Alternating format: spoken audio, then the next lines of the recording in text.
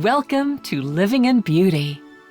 It's Thursday, September 26, 2019, day 1165 on the road, and we're in northern Vermont.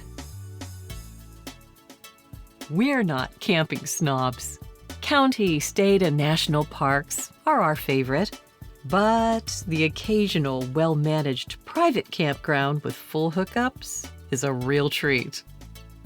Our usual vetting system couldn't turn up a desirable place on the New Hampshire coastline, so turning our research inland, Jim looked for a place with rail trails, hiking, kayaking, breweries, seafood, and bam! The Ashuelot River area near Swansea, New Hampshire, gained Google ascension. Now, these travel snafus, when we're thrown off our preferred direction, usually result in delight and surprise, and our 7-day stay at the Ashuelot River Campground was one of those memorable living in beauty experiences. Had things gone our way, we would have missed out. The reservation policy was fair, so we reserved by phone 5 weeks in advance at this independently owned, family-run campground. So when Jim made the reservation, the proprietor kindly warned us to turn off our GPS and follow their detailed map so we would miss the low-clearance covered bridges which span the winding Ashuelot River. And we were happy to listen because a couple of weeks earlier in Catawissa, Pennsylvania, we had a GPS-directed surprise encounter. But the neighbors came to our rescue and directed us to a place where we could turn around about 5 miles up the road. Learning to navigate around the old covered bridges is part of living with history. Residents are the naturally appointed curators. Replacing these colonial structures with modern technology is downright unthinkable.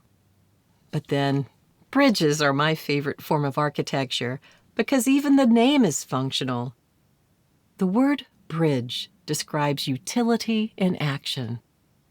A bridge can facilitate a traveler, or it can be a method to transport currency, for example, or a unique way to communicate an idea from here to there. But old covered bridges have a peculiar dynamic. As they move you forward to a different place, they also take you back in time. Whether it's an accident of art, physics, or nostalgic reverie from those vintage Americana horse and wagon images, old covered bridges are a romantic portal for the imagination. Ghosts from the past seem to make the journey across the river with you.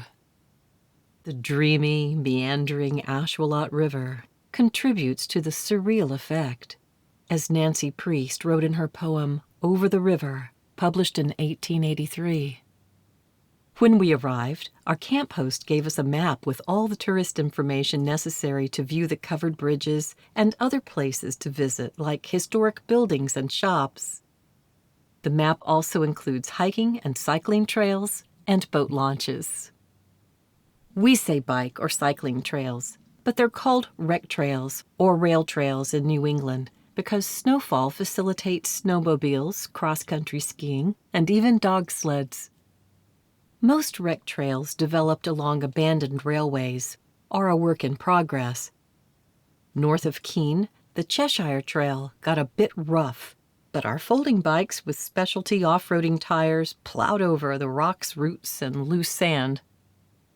These are easy forest trails with natural hedges of blackberries, blueberries, and wildflowers. The 6-mile ride to Keene for coffee and shopping was a delight. The local craft brewery scene in Cheshire County is experiencing a boom. Pico loved the dog-friendly beer garden at Granite Roots. For us, breweries aren't just about beer and a few rounds of cornhole. We get the best info about festivals and music events while sharing pints with the locals. And at Elm City Brewing, our wonderful server gave us the scoop about a seafood and pig roast at Branch and Blade Brewing. Immediately, we bought tickets online and score. Now, like a lot of New England university towns, Keene is steeped in charm and natural beauty and retirees. Some say Keene is the town that was built by trees, and in nearby Swansea, local lore has it that the poet Joyce Kilmer was inspired by a tree while on vacation. The late summer Ashuelot was low, with a gossamer glimmer as the sunlight played on the gold flakes in the sand.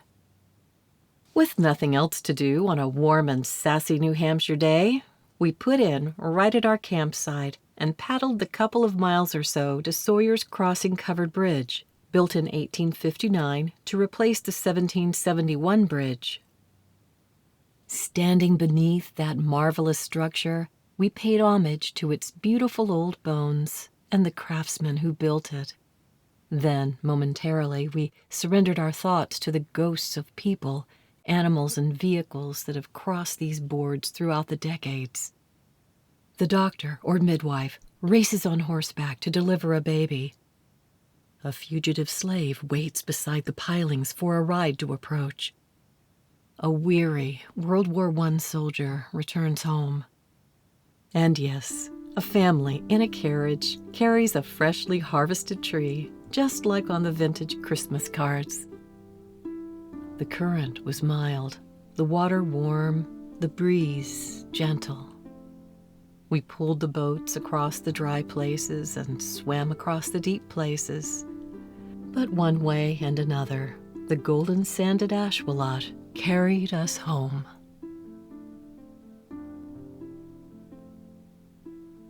Thank you for joining us at Living in Beauty. If you like this post and want to be notified when a new one is released, please enter your email address and click the follow button at the bottom of this page. For more info, check out our travel maps and facts. Okay, that's it for now. Safe and happy travels, and see you next time.